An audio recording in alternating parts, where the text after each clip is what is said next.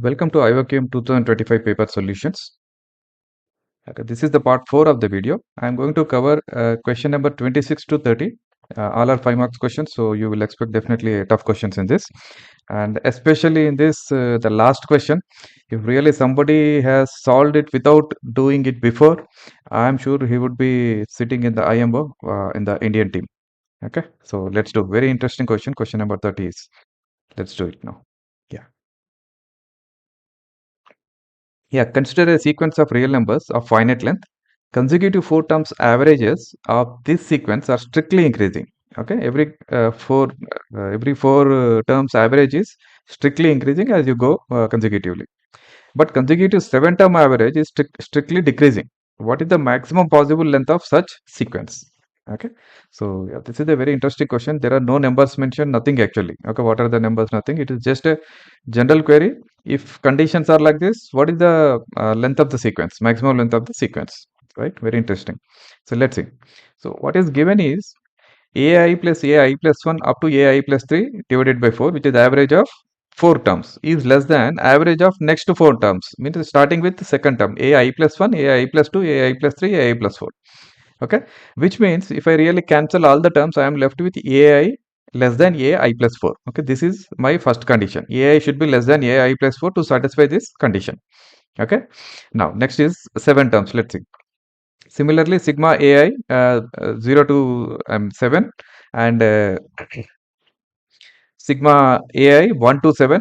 Okay, so these two terms, if I take average of this one basically, so you can actually ignore divided by 7. It doesn't matter because both sides it is divided by 7 only. Okay, so average of first 7 terms is greater than consecutive 7 terms. Okay, so which means similarly above, if I do, everything will get cancelled. I will be left with ai greater than ai plus 7, means first term should be greater than the 8th term. Okay, this is the two conditions which we derive from the question. Okay, now let's form a simple counting. This is a counting problem actually. So let's form a simple table with each condition. First condition, ai less than uh, it is hard actually. Already it came. So ai less than ai plus 4, which means a1 is less than a5, a5 is less than a9, a9 is less than a13, right? It goes like this. Now, if I take A2, A2 is less than A6, A6 is less than A10, A10 is less than A14. There is no relation between A1 and A2 as of now. Okay. Now, A3, similarly, A4, right? So, I will write something like this. Now, this has gone up to 16 numbers. Okay. So, let's limit it. Let's see how what will be the, if really more than 16 comes, then we'll extend this relation. Now, take the second condition, ai is greater than ai plus 7. Okay, so in this I get a1 greater than a8 greater than a15. Okay, a2 greater than a9 greater than a16. I'm restricting up to 16 terms actually. So like this I can write. Right, now let's form a relation. How many of them starting with some number? Let's see how many will fall into the given conditions. Right, so let us start with a1 and build the relation. Right, so take a1 is less than a5. Right, so wherever I mentioned blue, the relation is coming from the blue table. Wherever I'm mentioning red, the relation is coming from the red table. Okay, that's a notation here for us. So a1 less than a5, correct? Here it is. a5 is less than a9, here it is, because there is no other way, no other place it is mentioned less than relation, if you see. Okay, now a9 is less than a2, where it is mentioned here, red table, right? a9 is less than a2. Okay, now a2 is less than a6, from here I took. Okay, a6 is less than a10 from here. Okay, a10 is less than a3 here. Okay, so I started building the relation of all the consecutive terms, and then a3 is less than a7. Okay, that is coming from here. A3 is less than a7, a7 is less than a11, a11 is less than a4. From here I got it. Now a4 is less than a8. From where it got it? I got it from here. A4 is less than a8, and a8 is less than a1. Where it is? If you see here, here it is mentioned a is less than a1. Okay, it is also mentioned a8 is less than a12, but I am interested in this condition because this condition breaks this series. Right, a1 cannot be less than a8 and a8 less than a1. Is it possible? No, right? So which means the sequence breaks here. So how many terms are there? If I count, there are 11, but out of this 11 I should consider only 10. Right, Because if I consider 11, 12th term also should follow the uh, rule, right? Then only I will say 11 are possible. So out of 11, I can form a sequence of 10 which will obey these conditions, these two conditions, correct? So which means from this exercise, it is very clear that the sequence is less than 11.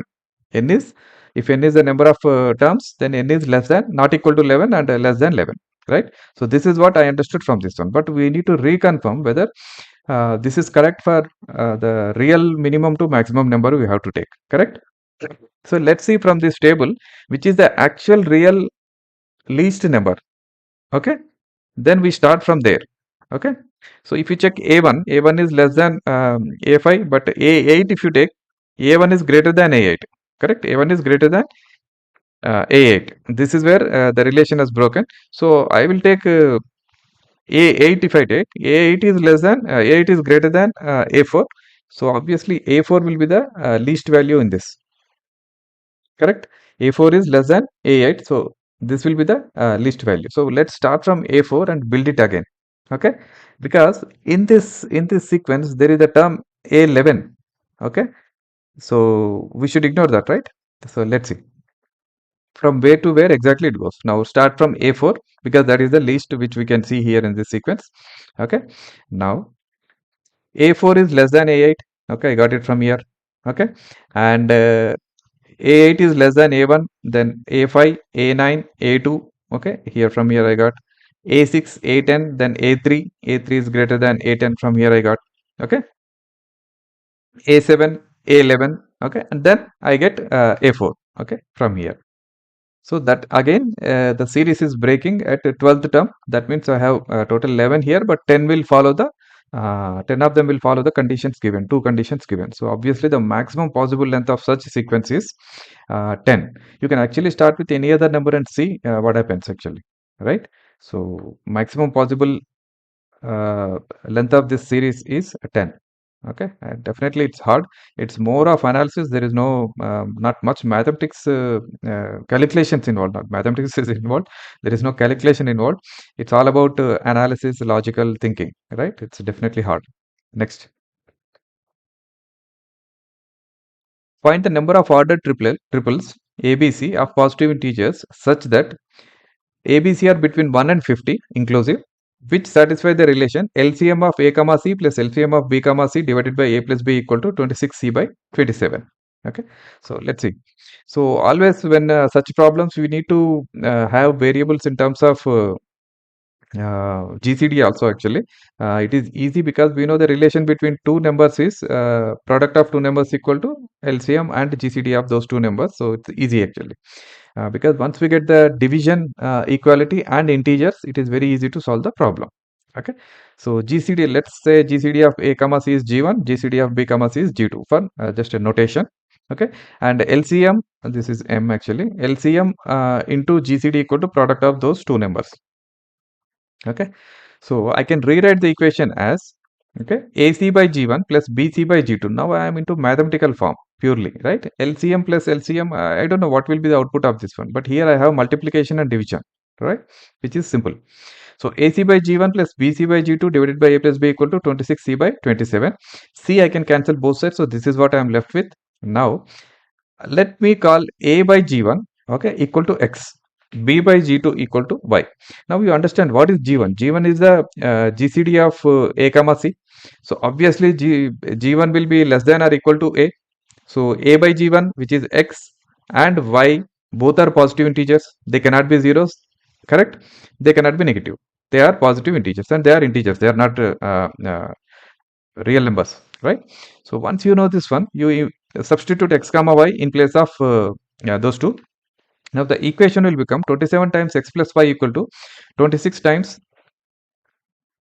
xg1 plus yg2. Okay, I am writing everything in terms of X and Y now. Okay, now if I separate X term and Y term, this is how it looks. Now you clearly observe it. There are two terms, sum of them is equal to 0, which means, and both are positive. If you look at it, both are both are integers, not positive, sorry, both are integers. X is the integer, 27 minus 26 g1 will be integer. Okay, y is an integer, 27 minus 26 g2 also integer. So obviously two integer summation equal to 0 means one should be positive, other should be negative. They cannot be definitely zeros because we have existing numbers, right? X and y are positive integers, correct? So this means since x and y are positive integers, one of this expression 27 minus 26 g1 should be positive, this should be negative, or other way. Two cases you have, right? Let's solve both the cases, or maybe both cases are exactly same. You get the answers values reverse. That's it, right? So let's see. Okay, case 1, 27 minus 26 g1 is positive, okay, greater than or equal to 0, and 27 minus 26 g2 is less than or equal to 0. Now, from the first one, I can clearly say g1 maximum can be only 1. g1 is the integer, it can be only 1, it cannot be 2. If it is 2, it will become negative, right? It won't satisfy the inequality. So, g1 equal to 1, which means a equal to x, correct? Because g1 is nothing but, we assumed this one, right? g1 is 1, so a equal to x. Now, second one, 27 minus 26 g2 is less than or equal to 0. So, from this I can say g2 should be greater than or equal to 2. This is my second condition, right? Now, substituting g1 and g2, I get this one, x times into this equation. If I substitute, I get x equal to a, okay? X equal to a equal to y times 26 g2 minus 27, okay? 26 g2 minus 27, okay? So, because if I g1 is 1, this will become 1, which means x plus y this time. This is going to other side, so it will become y times 26 g2 minus 27. X is nothing but a, so x equal to a, right? So now you understood from where this is come. Since a is between 1 and 50, obviously, correct? So y times 26 g2 minus 27 also between 1 and 50, and if y is 1, y individually also they can be between this. It cannot go beyond these numbers because y can be 1, positive integer, right? It's a not 0. So this has to be in this range only, okay? It will be less than this, but definitely in this range, right? Once you understood this problem, now come to a close to your conclusions, okay? So now 26 g2 minus 27 is less than or equal to 50, which means g2 is around 2.6. 77 by 26 is around 2.6. So g2 is the integer which is less than or equal to 2.6. What are the values possible? g2 equal to 1 or 2, only two possible values, correct? Because it's a GCD which cannot be 0, it is positive and integer. So previous condition is g2 is greater than or equal to 2. We have previous condition, which means g2 possibility is only 2. There is no other value, right? Now we have g1, you have g2, substitute it, and we know that GCD of a comma c equal to 1 because g1 is 1, which means they are co-primes. GCD of b comma c equal to 2, which means b and c both are even numbers, okay? This is the hint we got from this exercise, okay? Now if I substitute those values, a plus b by 2 divided by a plus b equal to 26 by 27, right? I substituted g1 and g2 values. If I simplify, I get a equal to 25 b by 2. This is my relation now between a and b, okay? Now, what are the values of b possible? If I take b as 1, it is not an integer, a is not an integer, so ignore it. If b is 2, I'll get to 25 value, a equal to 25. If b equal to 4, I get 50. That's it, right? If I go b equal to 6, then I'll get a bigger value because a, b, c are between 1 and 50. Only possibilities are b equal to 2 comma 4. These are the only two possible values, right? Now, a comma b, how it looks, ordered pair 25 comma 2 or 50 comma 4. But 50 comma 4 is not possible because one condition we got, a is odd because co-primes, right? A has to be odd because a and c are co-primes and c is even, so a has to be odd. So 50 comma 4 is not possible solution. Only possible solution is 25 comma 2. And what about the c value? C can be anything.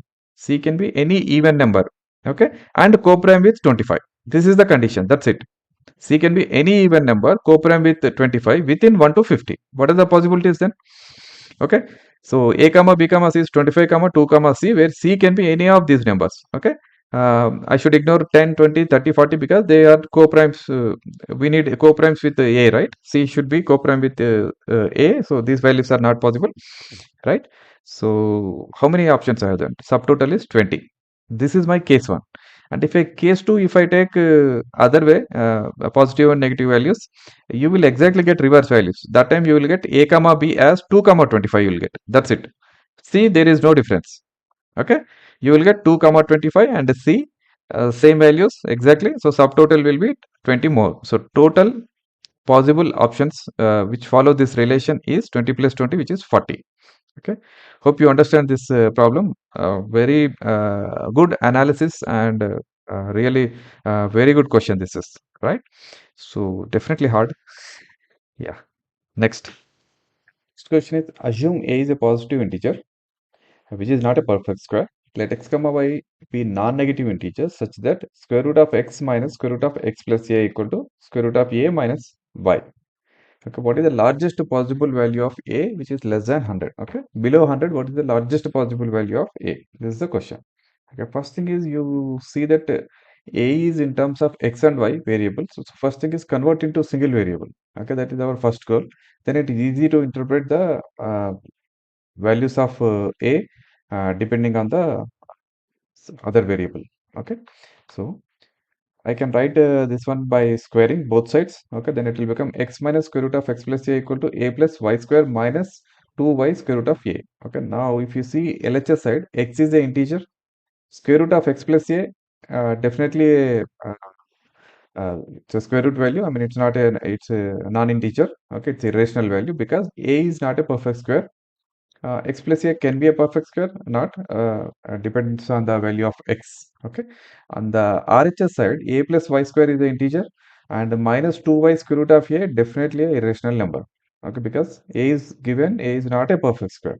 Okay, so which means square root of x plus a we can equate it to minus 2y square root of a, and x we can equate it to, right, the real part we can rational part I can equate it to rational part, irrational part I can equate it to irrational part. That's it, right? So x equal to a plus y square and square root of x plus a equal to 2y square root of a. Okay, this is where my first solution. From this, I can definitely easily convert into single variable because if I square it here, I get x plus a, x I can replace from here, right? So let's do that. There are two cases. One is y equal to 0 because I'll get everything into in terms of y, correct? A equal to a in terms of y because x I can eliminate from these two equations. So I will take first case as y is not equal to 0. In that case, what happens is x equal to y plus a square and x plus a equal to 4y square a, which means if I simplify, this is what I get. Okay. Now a is equal to y square by 4y square minus 2. Now I need to rewrite this in such a way that uh, what is my value possible with this. Okay, so if I simplify it by doing this way, y square minus of plus of divided by 4y square minus 2. Okay, why I am doing is basically if I divide this with 4, I get y square minus half. Okay, so this is y square minus half. So I get 1 by 4, a equal to 1 by 4. This part is 1 by 4. Then 1 by 2 into this value, 4y square minus 2. Now you look at 4y square minus 2. This is always an integer value, okay, greater than 1. Okay, this is always greater than 1, which means 1 by 2 into some integer value, some positive integer value, which is always less than 1, and 1 by 4 also less than 1, and this definitely is not 3 by 4. This is not equal to 3 by 4. This will always increase, right? You increase the y value, it will become still smaller decimal, correct? 1 by bigger denominator. As y increases, the denominator will increase, so it will become a lower fraction. So this will never ever become integer. Okay, so which means a is always less than 1. Okay, but it is given that a is the integer, so this is not a perfect solution. With y is not equal to 0, we don't get a solution, right? So that is true. Now next go to the second case. Very simple. Y is not equal to 0 is done. Y is equal to 0. Now let's go. Okay, so it's okay. Yeah, if y equal to 0, my underlying equation will become x minus square root of x plus a equal to a. Okay, which means x minus a whole square equal to x plus a, or x square minus 2ax plus a square equal to x plus a. Okay, and I wanted to bring all the x terms into one side so that it will become a quadratic in x. So x square minus 2a plus 1x plus a square minus a equal to 0. X is the integer, which means discriminant equal to discriminant is a perfect square, correct? So which means 2a plus 1 whole square minus 4 times a square minus a. This is the discriminant. B square minus 4ac, which is equal to k square. Okay. Now simplify it. What I will get is 8k equal to k square minus 1. Okay. This is the equation I need to solve. Okay. And what should I solve it for? I should solve it so that a can be maximum basically. Okay. So at k equal to 27 or k square equal to 729, this satisfies, and the maximum value I will get, which is a equal to 91. Okay. This is the maximum value I get. Okay, so a equal to 91 is the answer for this one. Okay, yeah, this is compared to all the 5 marks question problems so far, this looks easier actually. I just have simple two conditions, convert into one variable and just solve it, right? So this is moderate. Next. Yeah, this is another fantastic problem actually. You will learn a new concept in this. So let's do this. A regular polygon with n greater than or equal to 5 vertices is said to be colorful if it is possible to color the vertices using at most 6 colors, such that each vertex is colored with exactly one color. Okay, and such that any 5 consecutive vertices have a different colors. Find the largest number n for which a regular polygon with n vertices is not colorful. Okay, so first understand the question. Okay, read it carefully. This is a polygon with n greater than or equal to 5. That is the first point, means it is minimum is 5. Okay, now it is said to be colorful if we can each vertices we have to color with any of the 6 colors, and we should color in such a way that any 5 consecutive vertices should be of different color, then it is called colorful. If you cannot color like that, then it is not colorful. Okay, the question is, what is the largest number of n for which regular polygon with n vertices is not colorful? Okay, he is not asking what is the largest possible number which is colorful. No, he is not asking that. He is asking what is the largest possible polygon which is not colorful. Okay, so let's do this. Okay, with 5 different colors, we can always make a 5p polygon colorful. 5p, what do you mean by 5p polygon? Here p is a non-negative integer, which means p equal to 1, 2, 3, 4, and so on. So if you have 5 vertices, I can put them in 5 different colors. Very easy, out of 6, correct? And if I have 10 vertices, okay? If I have 10 vertices, first 5 I will put in different colors. Next set of 5 I exactly repeat the same colors as first 5. Then it is still it is colorful. Correct? So every 5p is colorful. And similarly, because there are 6 colors, actually even 6q, if I take a 6q polygon, where q is a non-negative integer, this is also, okay, this is also a colorful thing. Okay, why is that non-negative, why not positive, is because I can combine these two now, right? 5p plus 6p also possible, right? 5p plus 6p also colorful, means I can have 11 nodes, first 5 in 5 different colors, next 6 is in repetition of first 5 colors on the sixth color. Okay, still it is colorful, correct? Because I have a total 6 colors, 6 different colors I have. Okay, so 5p plus 6q also colorful, where p and q are now can have any 0 also possible. P and q can be 0. Okay, so that it will become 5, 6 also colorful, right? So now the question is very simple. If you take 5p plus 6p, then we need to find a number, biggest number, which is not colorful. Not colorful means I cannot represent a number with this. Which number I cannot represent with this. Okay, that is the main thing. So what are the possible numbers we can form with 5p plus 6q? And most important thing is which we cannot form. Okay, this is what is not colorful. Okay, so I am interested in which we cannot form with 5p plus 6q combination. Okay, suppose example I'll give you. Uh, if you take 7, is it 7 is possible with the 5p plus 6q? 7 is not possible. Means a 7 is not a colorful polygon. Okay, 7 is not a colorful polygon. And if you imagine very simple, 7 node, you have 7 nodes. Okay, so 6 of them you will color with 6 different colors, correct? And then you get 7, right? So seventh you have to color with the first color, and then because it is cyclical, definitely the two colors will be adjacent to each other, right? So that is not possible. So Example for this one is 7 is not possible. So I need to find out the maximum number which is not colorful, okay, which is not possible with this combination. So we can keep trying actually, but there is a theorem for this one, okay. Frobenius coin problem, okay. Frobenius coin problem. This is the representation of 5p plus 6p where which number cannot be represented using this, which integer. This is similar to the Frobenius coin problem for coins 5 and 6. Okay, you can learn this one wherever it's available information. Okay, so this is represented very simply Frobenius number for coprime A comma B because 5 and 6 are coprimes. That's why it is possible.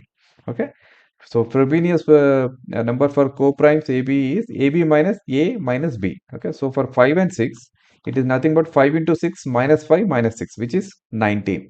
So largest non-representable number with 5p plus 6q is 19. So 19 is the answer. Okay. So now you can look at this question. Just now we started the question and it all of a sudden question is ended actually. Okay. So, but how many of you know Frobenius coin problem? Right? That's a question. Right. So if you don't know the Frobenius coin problem, still we'll go ahead and solve it again. Okay. Now, but if you remember this one, this is very useful. Okay, and read more about Frobenius coin problem. This is useful. You need to have complete knowledge. Okay, not just this one point where I give. Okay, what are the conditions associated with that? You should learn it. Okay, that you can learn it. But let's see how we can actually solve this Frobenius coin problem using our own way. Now, okay. So 5p plus 6q can be represented any number after 20. This is we can easily prove. If you start checking taking any number, first 20 numbers, if you start try to represent actually, you know that some of them cannot be represented, some can be represented, but after 20, you look like most of them you will get. So at least to prove that after 20, every number can be represented by 5p plus 6q. Then we can actually ignore everything after 20, then concentrate only on 1 to 20, right? So 20 is 5 into 4. Okay. 21 is 5 into 3 into 6, 22, 23. So I can represent all these and then after 25, which is 5 into 5, okay, it is almost a repetition of 20. This is 5 into 4, this is 5 into 5, and 26 can be exactly what happened. 5 into 4 has become 3 into 5 plus 6 has come. Similarly, I will make it 5 into 4 plus 6. Then I get 26. 5 into 4 plus 6. Then this will become uh, one more reduction. The product of multiples of 5 is reducing, multiples of 6 is increasing, right? That's what I did here. If you see here, first is 5 into 4, then 3 into 5, then 2 into 5, then only 5, 1 into 5, and then no 5s. And 6, if you see, there are no 6 here. There is 1, 6, 2, 6, 3, 6, 4, 6. 6 is increasing, 5 is decreasing. Same thing I will do here. So I can represent the next set of digits. So this way, I can represent any number after 20 with 5p plus 6q combination, right? So this is what I proved. Now up to 20, I can easily find out. 20 numbers we can easily find out. That too, we need to worry about 5 to 20. So 15 numbers, you check whether it will be represented by 5p plus 6q or not. Okay. So if I see it, the numbers which we cannot represent in with 5p plus 6q format is 7, 8, 9, sorry, that is 13 comma 14, 13 comma 14 and 19. Okay, these numbers we cannot represent using 5p plus 6q combinations. Out of this, biggest number is 19. So 19 is the answer. Okay, so either you can remember Frobenius coin problem or this method. Definitely, it's a hard question. I don't say it is easy both ways.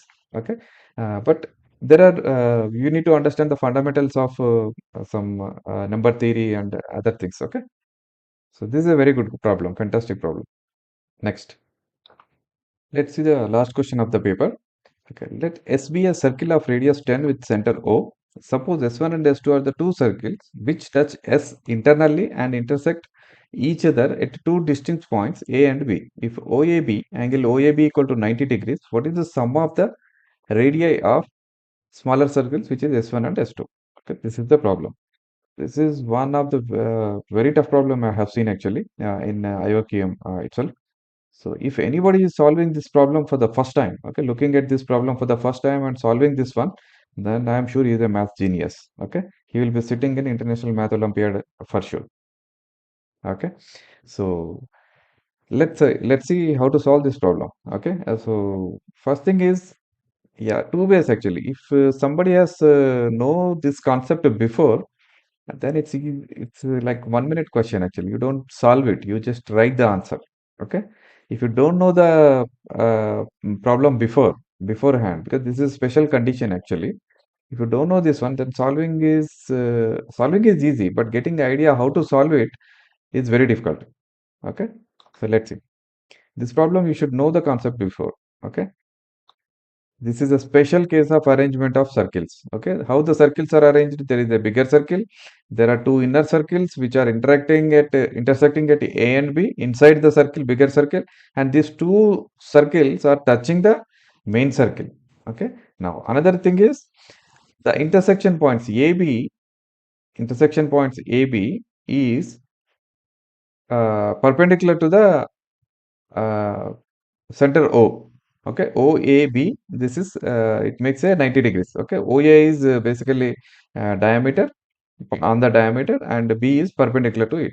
So if you have a special condition like this, okay, if any three circles are arranged like this, where this special condition angle OAB equal to 90 degrees, then the sum of inner circle radii equal to radius of the bigger circle, which means R1, R2, if they are the radius of the inner circles, then sum of radii of S1 and S2 equal to 10. This is the answer.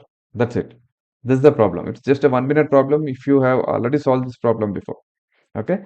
So that's why it is always important to solve all types of problems before your exam. Okay. Because some of them are just concept based. You will get only one answer always. Whatever is the numbers given, you know what will be the outcome of the answer. Right. So this is a conceptual problem. If you know it, this answer is 10. Very simple. But again, like other questions, problem is just started and ended, and I told this is one of the very tough problems to solve. Okay, and let's see how to solve this problem actually. Okay, but if you don't know this concept before, and then you need to solve this problem. Let's see how to solve this problem first. So let's see first with the given information, some information you should be already knowing, some formulas, some conditions. Okay, let's see one by one. One is if two circles are intersecting, okay, in this case, two small circles are intersecting, right? A and B, and O1 and O2 are the centers of these two small circles. So O1, O2, if you draw the line, this is perpendicular to the chord AB. AB is a common chord between the two circles, and AB is perpendicular to O1, O2. And also no, O1, O2 actually bisects, okay, bisects AB at the midpoint. Okay, so this is one concept you should know. Okay, which is what we are telling. O1, O2 is perpendicular to AB. Okay, next, if there is the inner circle, okay, with radius, let's say R1, O1 radius is R1, and bigger circle radius is capital R, let's say. Okay, so in this case, what happens? How much is the distance between O1? O1 is nothing but capital R minus small r, correct? So capital R in this case is 10. In the given case, the bigger circle radius is 10. So 10 minus R1. O1 is 10 minus R1. O2 similarly, because O2 also inner circle, right? O2 means distance between the bigger circle and the uh, second circle, O2, is also 10 minus R2. Remember these two formulas. Okay. Now the check how the arrangement is there. Okay. This is how it is. Okay. There is a bigger circle with center O. Okay. And this is a diagonal. Okay. And you have two circles with O1 and O2 as centers, and these two intersect each other at 2 points A and B. Okay. This is the common chord. So like this. This setup is inside this. Okay. This setup is inside this. O1, O2 you can understand, right? Just reverse basically. O2 I kept upper, O1 is here. Okay, this is how it is. Now the special condition came because this it is given that AB is perpendicular to OA, or OAB, angle OAB equal to 90 degrees they give, which means A is on the diagonal and AB is perpendicular to the diagonal, which means O1, O2 also parallel to this one, because this is perpendicular to O1, O2 is perpendicular to AB. Diagonal OA also perpendicular to AB, which means O1, O2 is parallel to the diagonal here, or OA. Correct? So this is one important thing which you should know. Okay. Now let's see the problem, how to solve it. Now I just rotated the picture. If you see here, okay, I explained it this way, right? I just rotated it. Okay. Just because I want the coordinate axis now. I want to prove this concept by coordinate geometry. Okay. Let us assume, let us assume this A is origin, not O. Okay. A is origin. Okay. If A is origin, what is this axis? This is x-axis. And what is BA? AB. AB is y-axis. Okay. Now it is easy to assume coordinate points on this one. Okay. So let A equal to 0, comma 0. Then AB is y-axis and B is nothing but 0, comma B, let's say. And OA is x-axis and let O is equal to A, comma 0. Okay. So don't get confused. O is not origin. A is origin. Okay. O is A, comma 0. Okay. Now, and A is negative number obviously because it is on the left side of the origin. Okay. Now, O1 and O2 is parallel to OA, which we just now discussed. So, O1 will become O1 and O2 will have same y coordinate, which is k, correct? And x coordinates will differ. So, O1 is m comma k, O2 is n comma k. Okay. Now, next. A lies on both S1 and S2 circles. A is the origin and it is why I am choosing only A, why not B? Because A is origin. It is very simple to derive any equation with origin, distance formulas, right? So A lies on both S1 and S2 circles, okay? Which means OA1, which is distance between the main center and A and O1, okay, is nothing but because O1 is m comma k and A is 0 comma 0, distance formula I am applying m square plus k square equal to r1 square. Similarly, OA2 is nothing but n square plus k square equal to r2 square, okay, and O1A is radius of first inner circle, OA2 is radius of second inner circle, so r1 and r2, okay. Now you hope you understood this point. Okay. And these two are we already derived. O1 is nothing but 10 minus R1. O2 is nothing but 10 minus R2. Once you know this one, we are coming close to solving this problem now. Okay. So let's take two equations. M minus A whole square plus K square. How did it come? This is nothing but distance between O1. Okay. If you take O1, O1 is M comma K, right? So O1 is nothing. O is A comma 0. So O1 distance is nothing but M minus A. This O1, okay, is M minus A whole square plus K square equal to 10 minus R. O1 is nothing but 10 minus R1. So 10 minus R1 whole square. Okay. Now O2 is nothing but N minus A whole square plus because it is N comma K. N minus A whole square plus K square equal to 10 minus R2 whole square. Okay. Now first let us look at one of them and then second one will be same. Okay. Uh, if I expand this, okay, I will get m square plus k square, which is nothing but r1 square on the LHS side. Then there is r1 square on the RHS side, which both gets cancelled. And simplified is this one. A square minus 2am equal to 100 minus 20 r1. 100 minus 20 r1. Okay. And then m is nothing but a square minus 100 plus 20 r1 divided by 2a. Okay. And similarly, on the second side, I will get n is equal to a square minus 100 plus 20r2 divided by 2a. Okay, now I have my m, I have my n. Okay, and from these equations, okay, I can get m square minus n square. M square minus n square is nothing but r1 square minus r2 square. Correct? Now I wrote this one. Now I have m square minus n square as r1 square minus r2 square, and also I have m and n values. I can actually do m plus n and m minus n. Correct? M minus n is nothing but 10 times r1 minus r2 divided by a. M plus n is nothing but a square minus 100 plus 10 times r1 plus r2 divided by a. Okay. Now, once we have these information, this is very simple. We already know the answer anyway. Okay. M square minus n square equal to r1 square minus r2 square. We know this. And this is my m minus n. This is my m plus n.